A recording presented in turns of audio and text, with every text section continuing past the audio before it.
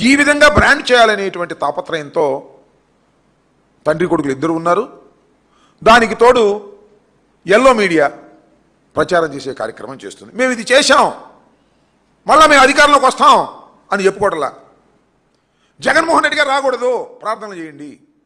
ఇవాళ దాని దుంపదగా ఈనాడులో ఫ్రంట్ పేజీలో వైకాపా గొడ్డలి పార్టీ సమాజానికి హానికరం, ఆ పార్టీ మళ్ళీ రావద్దు అని ప్రజలందరికీ వినతి, పూజలు చేయాలని కోరిక. మరొక ఎల్లో మీడియా గొడ్డలి పార్టీ నెవర్ అగైన్, మళ్ళా రావద్దు. ఏంది బాబు మళ్ళా రావద్దు, మళ్ళా రావద్దు, మళ్ళా రావద్దు, మళ్ళా రావద్దు అంటే మళ్ళా వచ్చేస్తుందని మీకు అర్థమైందా? ప్రజల్లో విపరీతమైనటువంటి గాలి చంద్రబాబు నాయుడు గారికి వ్యతిరేకంగా వీస్తుంది. మళ్ళా జగన్మోహన్ రెడ్డి గారు అధికారంలోకి రాబోతున్నారనేటువంటి భావన మీ గుండెలకు చేరింది. అందువల్ల మేము ఈ కార్యక్రమాలు చేశాం, అద్భుతంగా పరిపాలన చేశాం, జగన్మోహన్ రెడ్డి గారి కన్నా సంక్షేమ కార్యక్రమాలు ఎక్కువ చేశాం, అందువల్ల మళ్ళా మమ్మల్ని గెలిపించండి అనుకోకుండా జగన్మోహన్ రెడ్డి గారు అట్టా, జగన్మోహన్ రెడ్డి గారు ఇట్టా అని మీరు చెప్పటం, మీ పత్రికలు రాయటం. మళ్ళీ ఆయన ఎవరినో పట్టుకొచ్చారు, రాజారెడ్డి గారి హత్య కేసులో ప్రధాన నిందితుడు, హత్యకు కారకుడని చెప్పబడుతున్న వ్యక్తి అంచేతో ప్రెస్ మీట్ పెట్టారు. అది కూడా ఫ్రంట్ పేజీ ఈనాడు ఆంధ్రజ్యోతిలో రాపించారు. వైఎస్ కుటుంబం చరిత్ర రక్తసిక్తం, దుష్పరిపాలన, దుర్మార్గమైన పరిపాలన, ఫ్యాక్షనిజం. రాజారెడ్డి దగ్గర నుంచి జగన్మోహన్ రెడ్డి గారి దగ్గర నుంచి ఇప్పటి వరకు ఇలాంటి ఫ్యామిలీ చాలా దుర్మార్గమైన ఫ్యామిలీ అని చెప్పేటటువంటి ప్రయత్నం చేయించారు. నేను అడుగుతా ఉన్నా చంద్రబాబు నాయుడు గారు, ఆయన ఎవరో ఉన్నాడు వాళ్ళ అబ్బాయి లవకేష్ గారిని ఇద్దరిని అడుగుతా ఉన్నా, ఎందుకని మరి పులివెందుల్లో ఇంతవరకు రాజశేఖర రెడ్డి గారు అడుగు పెట్టిన దగ్గర నుంచి ఓటమి లేకోకుండా ఎందుకు గెలుస్తున్నారని అడుగుతా ఉన్నా. ఆయన దుర్మార్గ కుటుంబం అయితే, అన్యాయమైన కుటుంబం అయితే రాజశేఖర రెడ్డి గారు ఓటమి ఎరుగుని వీరుడుగా గెలిచాడు, జగన్మోహన్ రెడ్డి గారు గెలిచాడు, విజయమ్మ గారు గెలిచారు. మళ్ళా అత్యధిక మెజారిటీతో మొన్న కూడా కేవలం 11 సీట్లు వచ్చాయని మీరు ఎగతాళి చేస్తున్నా కూడా పులివెందులో గెలిచాడు. ఏమండి చంద్రబాబు నాయుడు గారు, మీరు ఎందుకు గెలవలా? చంద్రగిరిలో ఓడిపోయి కుప్పానికి ఎందుకు పారిపోయారు? అక్కడ ఎందుకు తిరస్కరించారు మిమ్మల్ని? మీ అబ్బాయి మంగళగిరిలో ఇప్పుడు గెలిచాడని చెప్పుకుంటున్నారు, మొట్టమొదటి ఎందుకు ఓడిపోయాడు చెప్పడానికి అడుగుతా ఉన్నా. మీరు దుర్మార్గమైన పాలన చేస్తున్నారు కాబట్టి మీరు ఓడిపోతూ వచ్చారు. కానీ డాక్టర్ వైఎస్ రాజశేఖర రెడ్డి గారు కానీ ఆయన కుటుంబం కానీ ఎప్పుడు పులివెందుల్లో ఓడిపోకుండా గెలుచుకుంటూ వచ్చారు. అనేక సందర్భాల్లో ప్రయత్నం చేశారు. నాకు బాగా గుర్తు, ఒక ఎస్పీ గారు అక్కడ ఉండగా పోలీసును ఉపయోగించి రాజశేఖర రెడ్డి గారిని ఓడించాలని తీవ్రమైన ప్రయత్నం చేస్తే పార్లమెంటు సభ్యుడిగా 5,000తో గెలిచాడు. ఎంత ప్రయత్నం చేసినా కూడా ప్రజలు అంత మక్కువగా ఆ కుటుంబాన్ని రాయలసీమలో ప్రేమిస్తున్నారు. వాళ్ళని పట్టుకొని ఫ్యాక్షనిస్టులు, దుర్మార్గులు, రక్త చరిత్ర, గాడిద గుడ్డు, వంకాయ పులుసు అని చెప్పి ఏదో ఒకటి బ్రాండ్ చేసి మన జగన్మోహన్ రెడ్డి గారిని అణచాలని అనుకుంటున్నారు. మీ వల్ల కాదనే విషయాన్ని కూడా ఇక్కడ నేను ఖచ్చితంగా చెప్పదలుచుకున్నాను. మీరు చేయాల్సింది ఏంటి? 2 సంవత్సరాలు అద్భుతమైన పరిపాలన చేశాం, బ్రహ్మాండంగా పరిపాలన చేశాం, అందువల్ల మీరు మమ్మల్ని ఓట్లేయండి, మమ్మల్ని గెలిపించండి. అట్టగాదంట జగన్మోహన్ రెడ్డి గారు రానిమాకండి, జగన్మోహన్ రెడ్డి గారిని ఓడించండి. ఈ భజన కార్యక్రమం చేస్తున్నారంటే కాన్ఫిడెన్స్ పోయింది మీకు. బాబు కొడుకులకి ఇద్దరికి కాన్ఫిడెన్స్ పోయింది. పోయి జగన్మోహన్ రెడ్డి గారి మీద వ్యక్తిత్వాన్ని చేసేటటువంటి ప్రయత్నం మీరు చేస్తున్నారు. ఇంకో మాట చెప్పాలి, మీరు నేను చెప్తున్నారు కదా, నేను మాట్లాడుతున్నా, నేను అడుగుతా ఉన్నా, మంత్రులు రోజు 2 నెలల నుంచి ఇదే పని, చంద్రబాబు మాట్లాడతాం, వాళ్ళ అబ్బాయి మాట్లాడతాం, వీళ్ళు ఇష్టం వచ్చినట్టుగా జగన్మోహన్ రెడ్డి గారిని, వైఎస్ఆర్ కాంగ్రెస్ పార్టీని ఇదే పనిలో ఉన్నారు తప్ప పరిపాలన చేసే పనిలో లేరు.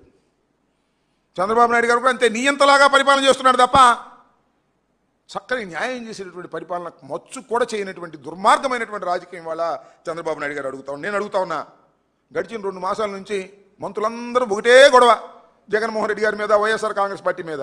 నేను సవాల్ చేస్తున్నా, మీ డిపార్ట్మెంట్లో కొన్ని విషయాలు మీరు చెప్పగలరా అని అడుగుతా ఉన్నా. నేను ఒకటే ఈ సందర్భంగా చెబుతూ ఉన్నా, మంత్రులకు ఒక సవాల్గా విసురుతా ఉన్నా. అయ్యా, ఆయన ఎవరు? పయ్యావుల కేశవులు గారు, ఫైనాన్స్ మినిస్టర్ గారు, సీనియరే కాదని అనలేం, తెలివిగలవాడే కాదని అనలేం. 3.4 లక్షల కోట్లు తీసుకొచ్చి ఏం చేశారు చెప్పగలరా మీరు? పయ్యావుల కేశవులు గారు, లేదు డిఫాక్టో చీఫ్ మినిస్టర్ లవకేష్ గారు, చంద్రబాబు గారు 3.4 లక్షల కోట్ల రూపాయలు అప్పు తీసుకొచ్చి ఏం చేశారు మీరు? ప్రజలకు ఏమైనా ఖర్చు పెట్టారా? జేబులు నింపుకున్నారా? చెప్పగలరా అని పయ్యావుల కేసులు గారిని సవాలు చేస్తా ఉన్నాయి వాళ్ళ రాష్ట్రంలో. దానికి మాత్రం చెప్పలేడు. గొడ్డలి పార్టీ, పొలుగు పార్టీ ఇట్లాంటి కార్యక్రమాలు చేస్తూ ఉన్నారు. అంతేకాదు రెవెన్యూ మంత్రి గారు, ఏమండి రెవెన్యూ మంత్రి గారు ఎలక్షన్ల ముందు ఏం చెప్పారండి? భూ సమస్యలన్నీ పరిష్కరించబడతాయి, రెవెన్యూ సమస్యలన్నీ పరిష్కరించబడతాయి అని చెప్పారు. 2 సంవత్సరాలు అయింది, ఎక్కడ సమస్యలు అక్కడే ఉన్నాయి. అలో లక్షణాన్ని రైతాంగం బాధపడుతూ ఉన్నారు. భూములు ఉన్న వాళ్ళని సమస్యలు పరిష్కరించగలిగారా? పరిష్కరిస్తారా? అసలు పరిష్కరించాలని ఆలోచన మీకుందా? ఏం చెప్పు, జగన్మోహన్ రెడ్డి గారిని దూషించాలి, వైఎస్ఆర్ కాంగ్రెస్ పార్టీని దూషించాలి, అయ్యో వైఎస్ఆర్ కాంగ్రెస్ పార్టీ అధికారంలోకి వచ్చేస్తుందని భయంతో మాట్లాడుతున్న మాటలు తప్ప ఏమైనా ఉన్నాయని అడుగుతా ఉన్నా. వ్యవసాయ శాఖ మంత్రిగా ఉన్నారు ఒక ఆయన, చంద్రబాబు నాయుడు గారు మొన్న అంటున్నాడు ఆంబోతని, అంతకుముందు నన్ను ఇప్పుడు ఆంబోతని ఇష్టం వచ్చినట్టు మాట్లాడుతూ ఉన్నాడు. దానికి కూడా సమాధానం చెప్పగలం. ఎవరు ఆంబోతులు? నువ్వు ఆంబోతు, నీ అబ్బాయి ఆంబోతు, అంతకుమించి ఎవరు ఆంబోతులు? ఏ చేలో పడితే ఆ చేలో తినేస్తున్నారు మీరు. ఇవాళ అమరావతిలో తింటారు, స్కాములు చేస్తారు, డబ్బులు సంచులు పోగేసుకుని హైదరాబాద్ వెళ్ళి దాచుకుంటారు, అక్కడ ఇంట్లో పెట్టుకుంటారు. ఏ చేలో పడితే ఆ చేలో పడి ఇష్టం వచ్చినట్టు తినేటటువంటి అచ్చోసిన ఆంబోతులు బాబు కొడుకులు ఇద్దరు. అంత అన్యాయం, అక్రమం తప్ప రెండో పనే లేదు. వ్యవసాయ శాఖ మంత్రి గారు నేను అడుగుతా ఉన్నా, అయ్యా మీరు వ్యవసాయ శాఖ మంత్రి అయ్యారు, ఈ 2 సంవత్సరాల్లో అసలు గిట్టుబాటు ధర ఉంది? రైతు గిట్టుబాటు ధర వచ్చింది? కనీసం ప్యాడీకి లేదు, పసుపుకు లేదు, పొగాకు లేదు, మొక్కజొన్నకు అసలే లేదు. మొక్కజొన్నకు మద్దతు ధర లేదు అంటే దాడులు చేసి గోడౌన్లు సీజ్ చేసే పరిస్థితికి వచ్చారు మీరు. ఏం పోయేగాలం వచ్చిందో నాకు అర్థం కాలేదు. ఎవరు ఆంబోతులు? మీరు ఆంబోతులు. అచ్చెన్నాయుడు గారు కూడా ఆంబోతే, దానిలో ఏం అనుమానం లేదు. అచ్చోసిన ఆంబోతుల్లాగా వ్యవహరిస్తూ మమ్మల్ని మీరు అనేటువంటి ప్రయత్నం చేస్తున్నారు. ఇది దుర్మార్గమైనటువంటి విషయం కూడా ఈ సందర్భంగా చెప్పదలుచుకున్నాం. అంతేకాదు యుద్ధం పేరు చెప్పి ధరలు పెంచేశారు. తగ్గించగలరా మీరు? పౌర సరఫరాల శాఖ మంత్రి గారిని అడుగుతా ఉన్నా, జనసేన మీరేం చెప్పారు, ఇప్పుడు ఏం చేస్తున్నారు?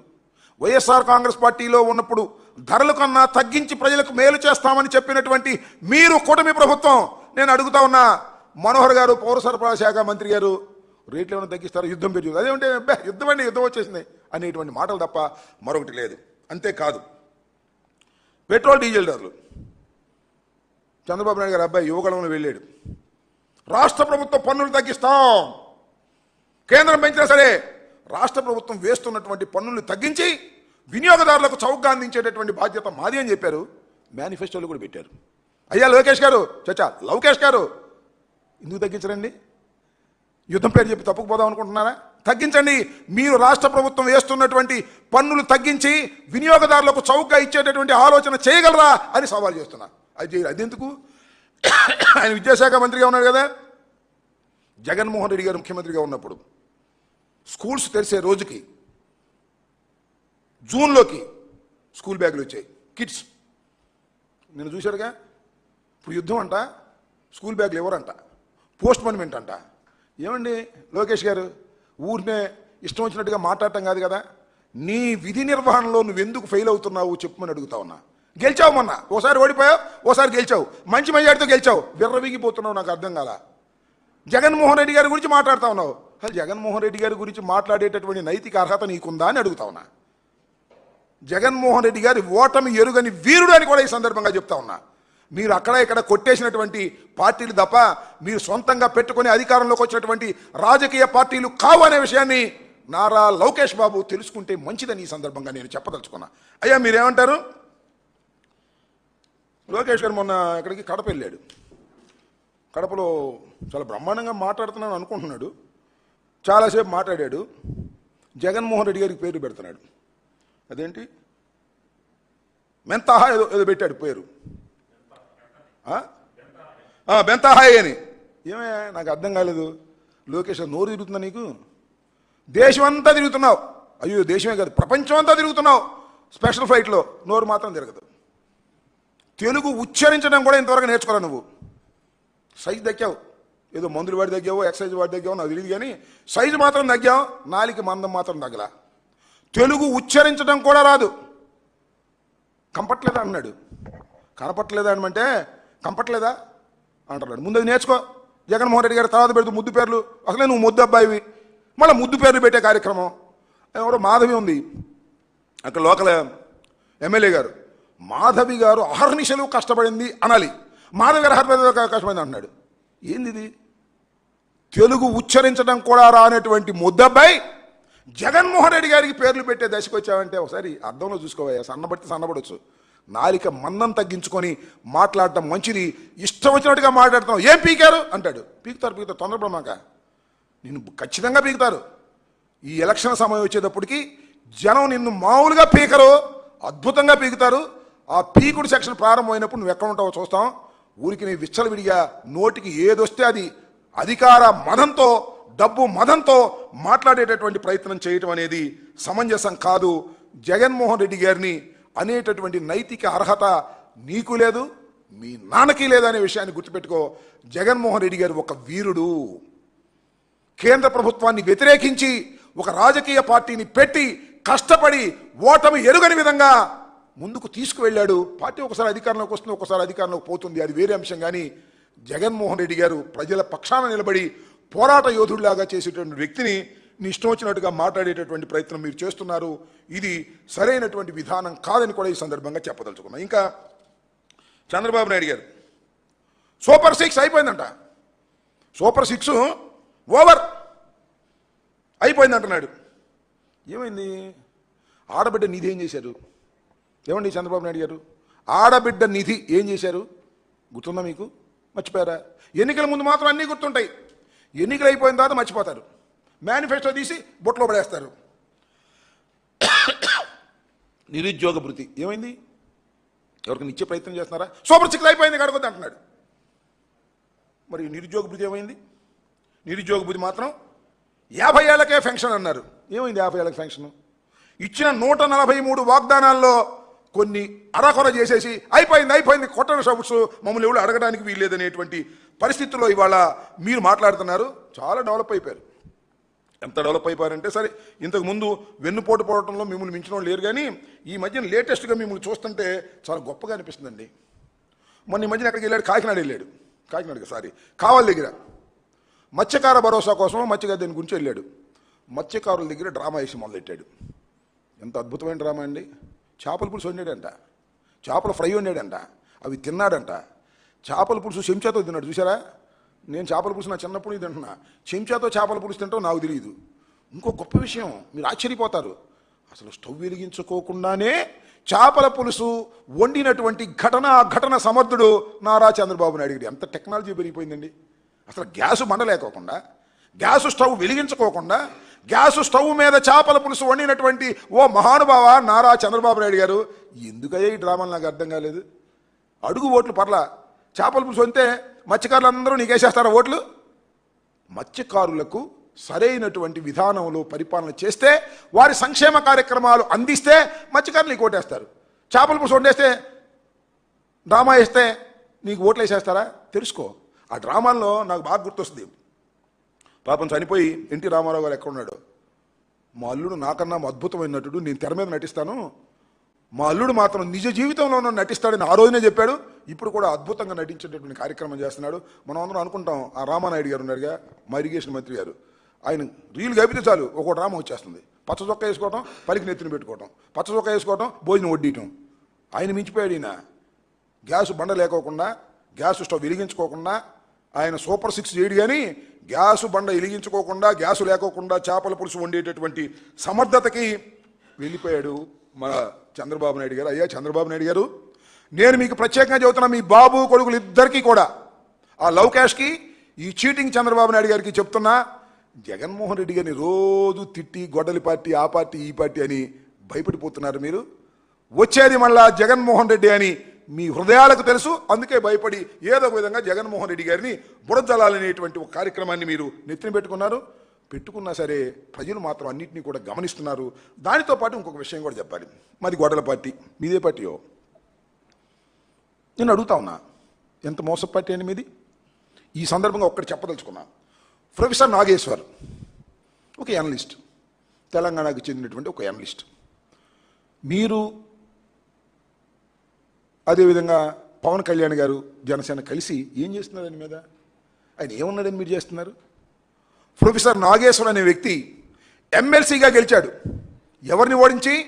కాంగ్రెస్ను ఓడించాడు, భారతీయ జనతా పార్టీని ఓడించాడు, అన్ని పార్టీల్ని ఓడించి క్రెడిబిలిటీతో ఎమ్మెల్సీగా గెలిచినటువంటి వ్యక్తి ప్రొఫెసర్ నాగేశ్వర్. ఆయన ఒక వ్యాఖ్య చేశాడు, ఆయనకున్న సమాచారం మేరకు ఒక వ్యాఖ్య చేశాడు. ఇన్ని ట్రోల్ చేస్తున్నారండి. ఆయన పేటీఎం, ఆయనకైతే ఆంధ్రజ్యోతిలో కండువా వేసేశారు. ఏది వైఎస్ఆర్సీపీ కండువా. మా తరపున మాట్లాడి మిమ్మల్ని తిట్టినోడల్లా మా తరపున మాట్లాడినట్ట, మీ మీద వాస్తవమైన విమర్శలు చేస్తే మాతో కలిసిపోయినట్ట, పేటీఎం అయిపోయినట్ట. ఈ విధంగా నాగేశ్వర్ మీద చివరికి ఏంటంటే కాకినాడలో 2 కేసులు పెట్టారండి. ఏం పోయే కాలం వచ్చిందా? చంద్రబాబు వచ్చింది పోయే కాలం, వాళ్ళ అబ్బాయికి వచ్చింది లవ్ క్యాష్కి. అయ్యా పవన్ కళ్యాణ్ గారు మీకేం పోయే కాలం వచ్చింది? నాకు అర్థం కాలే.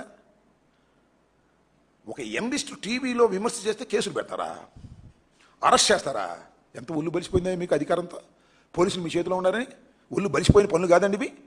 ఒక ఎనలిస్ట్, అది కూడా న్యూట్రల్ జర్నలిస్ట్, బీజేపీని విమర్శించాడు, వైఎస్ఆర్ కాంగ్రెస్ పార్టీని పలుసార్లు విమర్శించాడు, కాంగ్రెస్ను విమర్శించాడు, టీఆర్ఎస్ను విమర్శించాడు. ఈ రాష్ట్రంలో ఉన్నటువంటి, ఈ తెలుగు రాష్ట్రాల్లో ఉన్నటువంటి అన్ని పార్టీలని సమయానుకూలంగా తన విశ్లేషణలో విమర్శ చేసినటువంటి సందర్భాలు కోకొల్లలుగా ఉన్నాయి. ప్రశ్నించాడు ఆయన, అనేక సందర్భాల్లో ప్రశ్నిస్తాడు. అయ్యా పవన్ కళ్యాణ్ గారు, మీరు ప్రశ్నించడానికి పుట్టిన రాజకీయ పార్టీ, ప్రశ్నించే వాళ్ళ గొంతుకే నొక్కేయాలనుకోవడం ధర్మమేనా? ఒకసారి ఆలోచించుకోండి. ఎన్ని కేసులు పెడతారండి? కాకినాడలో 2 కేసులు పెట్టారు. పోలీసులు మీ చేతిలో ఉన్నారు కదా, రిజిస్టర్ చేశారు. అంటే టీవీలో ఏదన్నా మాట నేను వాళ్ళు మాట్లాడాను, ముద్దబ్బాయి అని, ఎవరిని లోకేష్ని, కేసు రిజిస్టర్ చేస్తారా? నాకు అర్థం కాలేదు. చంద్రబాబు మమ్మల్ని ఆంబోతులు అన్నాడు, నువ్వు పెద్ద ఆంబోతం అన్నాను, కేసు రిజిస్టర్ చేస్తాను. నాకు అర్థం కాలేదు.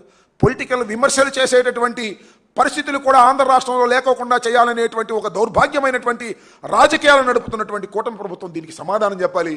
శభాష్. ఈ సందర్భంగా మా పార్టీ కాకపోయినా మమ్మల్ని రేపైనా విమర్శిస్తాడు, మాకు తెలుసు. ధైర్యంగా నిలబడ్డాడు. నేను పిరికివాడు అనుకున్నా, కాదు, చాలా ధైర్యంగా నిలబడ్డాడు. నేను ఇప్పుడు వీడియో చూశాను, ఆ వీడియోలో చెప్తున్నారు, స్టూడెంట్ లైఫ్లోనే జైల్లో ఉన్నాను, నేను ధైర్యంగా నిలబడతాను, దేన్నైనా ఎదుర్కొంటానని చెప్పాడు. అన్నిటికన్నా నచ్చింది ఏంటంటే, మీరు యుద్ధం ప్రారంభించారు, నేను ముగిస్తానని చెప్పాడు. నా సహనాన్ని పరీక్ష చేశారు, నా సహనం కోల్పోయాననేటువంటి మాట కూడా మాట్లాడాడు. ఒక తెలంగాణకు సంబంధించిన ఒక నిజమైన జర్నలిస్టు, నిజమైన ఎనలిస్టు, అనేక రాజకీయ పార్టీలను అనేక సందర్భంగా విమర్శ చేసినటువంటి వ్యక్తి మీద మీరు ఈ విధమైన దారుణమైనటువంటి కార్యక్రమాలు చేస్తున్నారంటే దాని అర్థం మీకు పోయే కాలం వచ్చింది, అంతకు మించేం లేదు. కూటమి ప్రభుత్వానికి పోయే కాలం వచ్చింది. పోయే కాలం వచ్చే ఇలాంటి నీచమైనటువంటి కార్యక్రమాలను పోలీసులను ఉపయోగించి చేస్తున్నారు. మా మీద కేసులు పెట్టారు, మమ్మల్ని లోపల పెట్టారు. సరే, మీకు రాజకీయ కక్ష ఉంది మా మీద అనుకోండి కాసేపు. లేదా మా పార్టీ వాళ్ళ మీద కేసులు పెట్టారు, మా పార్టీ వాళ్ళని లోపలేశారు పోలీసులను ఉపయోగించి, పోనీ అనుకుందాం కాసేపు మమ్మల్ని ఏదో తొక్కేయడానికని. నాగేశ్వరికి ఏమి సంబంధం? నాకు అర్థం కాదు. ఆయన కూడా లోపలేస్తారా కేసులు పెట్టి? ఇదేనా మీ ధోరణి? అంటే లాఠీతోనే ఈ రాష్ట్రంలో పరిపాలన చేయాలని మీరు అనుకుంటున్నారు. ఎన్నాళ్ళు ఉంటుంది మీ దగ్గర లాఠీ? మా దగ్గర రాదు, పోలీసులు మా దగ్గర రారు, బాగు సలాం చేసిన వాళ్ళేగా, మా చుట్టూ తిరిగిన వాళ్ళేగా. ఏంటిది? ఐపీఎస్ ఐఏఎస్ ఆఫీసర్లు న్యాయంగా ధర్మంగా ఉండాలి. ఇలాంటి కేసులు రిజిస్టర్ చేసేటటువంటి కార్యక్రమం ఐపీఎస్ ఆఫీసర్లు సహిస్తున్నారంటే ఇది మంచి పద్ధతి కాదు. కాస్త మీరు కూడా ఆలోచన చేయాలి అని ఈ సందర్భంగా సిన్సియర్గా ఉండే ఐపీఎస్ ఐఏఎస్ ఆఫీసర్లకు మనవి చేస్తున్నాను. ఇంకా చాలామంది ఉన్నారు సిన్సియర్గా ఉండేవాళ్ళు. దురదృష్టం ఏంటంటే సిన్సియర్గా ఉండే వాళ్ళందరూ కూడా నాన్ ఫోకర్లో పెట్టారు. మన ముద్దబ్బాయి లవ్ క్యాష్, అతని రాజకీయమే నడుస్తూ ఉంది తప్ప ఎవరి రాజకీయం నడవడం లేదు. నేను పవన్ కళ్యాణ్ గారికి చెప్తున్నా, మీరు డిఫరెంట్ పర్సనాలిటీ అని మొన్నటి దాకా నమ్మారు ప్రజలు. చంద్రబాబు లాగా ప్రవర్తించడాన్ని నమ్మారు ప్రజలు. నీ జన సైనికులు కూడా నమ్మారు. ఇప్పుడు చంద్రబాబుకి నీకు లవ్ క్యాష్కి ఏ విధమైన తేడా లేదు. ఆ తానులో ముక్కవే నువ్వని అనుకునేటటువంటి పరిస్థితికి వస్తున్నావు. నీకు చాలా సందర్భాల్లో మెచ్చుకున్నాడు ఎవరు? ఈ ప్రొఫెసర్ నాగేశ్వర్. ఆయన మీద కూడా దాడి చేసే కార్యక్రమాలు చేస్తున్నారు.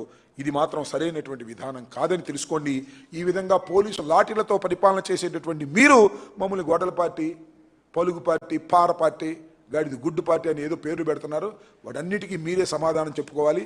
వచ్చేది మళ్ళా జగన్మోహన్ రెడ్డి గారి నాయకత్వంలో వైఎస్ఆర్ కాంగ్రెస్ పార్టీ 3 సంవత్సరాల తర్వాత అధికారంలోకి వస్తుంది.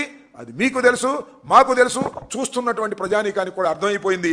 అర్థమయ్యే మీకు ముఖ్యంగా బాబు గుడుకులు ఇద్దరికి కంగారుగా ఉండి మా మీద ఈ రకంగా బురద జల్లేటటువంటి కార్యక్రమాలు చేస్తున్నారు. ఆంధ్రజ్యోతి, ఈనాడు, టీవీ5 వీటిల్లో గొడవల పార్టీ అని గొడవలు చూపించి ఎన్ని చేస్తున్నారు. మీరు ఎన్ని చేసుకున్నా ప్రజల యొక్క అభిప్రాయాన్ని మీరు ఆపలేరు. వైఎస్ఆర్ కాంగ్రెస్ పార్టీ అధికారంలోకి వచ్చే స్పీడ్ను కూడా మీరు ఆపలేరు. రాసుకోండి. ఓకే, అంటే మేమేం చేయలేకపోతున్నాము. అది గొడవల పార్టీ అని మీరు నమ్మండి, దానికి ఓట్లు వేయమాకండి, మాకేయండి అని. అంతే తప్ప నేను సంక్షేమ కార్యక్రమాన్ని బ్రహ్మాండంగా చేశాను, జగన్మోహన్ రెడ్డి గారి కన్నా బ్రహ్మాండంగా చేశాను అంటున్నాడు అని అనాలి. అది అంటలా. జగన్మోహన్ రెడ్డి గారి కన్నా వెనుకబడిపోయి ఉన్నాడు కాబట్టి పదే పదే జగన్మోహన్ రెడ్డి గారి మీద విమర్శ చేస్తే జనం నమ్ముతారని అనుకుంటున్నారు. నేను ఒక మాట చెబుతున్నా, ఈ రాష్ట్రంలో జగన్మోహన్ రెడ్డి గారు మొన్న చిత్తూరులో మీటింగ్ పెట్టి చేపల పులుసు వండేటప్పుడు చెప్పాడు కదా, నిన్న అనుకుంటా, ఏ ఊర్లో, చిత్తూరులో మొత్తం అంతా పొలిటిక్స్ మాట్లాడాడు. జగన్మోహన్ రెడ్డి గారు చివరిలో మాట్లాడేవాళ్ళు, స్కూల్ గురించి మాట్లాడేవాళ్ళు, విద్య గురించి మాట్లాడేవాళ్ళు, వైద్యం గురించి మాట్లాడేవాళ్ళు, ప్రజల సంక్షేమం గురించి మాట్లాడేవాళ్ళు. నేను అడుగుతా ఉన్నా, ఆయన హెల్త్ మినిస్టర్ గారు ఉన్నాడు, అసలు ఆరోగ్యశ్రీ డబ్బులు ఎప్పుడు ఇస్తారో చెప్పమని ఆయన. సత్యకుమార్ యాదవ్ ఏమో, ఆయన పేరు కూడా సరిగ్గా నాకు గుర్తులేదు, చెప్పమని ఆయన్ని. అది చెప్పరు. ఎంతసేపు వాళ్ళు చేయాల్సిన పని చేయకోకుండా జగన్మోహన్ రెడ్డి గారి మీద వ్యక్తిత్వంగా హననం చేయాలని, వారి కుటుంబం మీద బురదలనేటువంటి కార్యక్రమం చేస్తున్నారు. అసలు మీరు, మీ కుటుంబం ఎంత నీచాతి నీచంగా మోసపూరితంగా ప్రవర్తించిందో గతం వెళ్ళి ఒకసారి చూస్తే తెలుస్తుంది. హరికృష్ణ, ఎన్టీ రామారావు, హరికృష్ణ ఏమన్నాడు, ఎన్టీ రామారావు ఏమన్నాడు, చనిపోయి ఎక్కడో ఉన్నాడు. మీ తమ్ముడు ఏమన్నాడు, ఎవరు, చంద్రబాబు నాయుడు గారు తమ్ముడు, ఆయన కాంగ్రెస్లో ఉన్నాడు కొంతకాలం, తెలుసా మీకు, రామ్మూర్తి నాయుడు గారు. ఎన్ని పాపం లోకేష్కి తెలియదు అనుకుంటా, మర్చిపోయి ఉంటాడు, చిన్నపిల్లడు కదా. ఒళ్ళు తగ్గంగానే ఏదో జ్ఞానం పెరిగింది అనుకుంటా, ఒళ్ళు తగ్గింది కానీ బుర్ర పెరగలేదు ఆయనకి, నాలుగు మందం తగ్గలేదు, ఆయన రోలు తిరగదు. ఆయన జగన్మోహన్ రెడ్డి గారి గురించి మాట్లాడతాడు ఇష్టం వచ్చినట్టుగా. ఇది ఒక స్ట్రాటజీగా వెళుతున్నారు. జగన్మోహన్ రెడ్డి గారిని వ్యక్తిత్వ హననం చేయాలని, జగన్మోహన్ రెడ్డి గారిని ఏదో బ్రాండ్ చేయాలని. అది మీ వల్ల కాదు, మీకు సాధ్యం కాదు. మీది మోసపూరితమైనటువంటి రాజకీయ పార్టీ, మీరు పెట్టిన రాజకీయ పార్టీ కాదు. మీ మామ పెడితే నువ్వు లాక్కున్నావు. ఇప్పుడు మీ అబ్బాయిని ఏదో ఒక విధంగా పవన్ కళ్యాణ్ భుజాల మీద నుంచి ఎక్కించి తీసుకెళ్లి సీఎం సీట్లో కూర్చోబెట్టాలనుకుంటున్నాడు. మరి పవన్ కళ్యాణ్ వంగి భుజాల మీద ఎక్కించుకుంటాడో లేదో మాకు తెలియదు. ఆయనకు తెలియాలి, ఆయన జనసైనికు తెలియాలి, మరి మాట్లాడితే మా కాపు సోదరులకు తెలియాలి. ఓకే.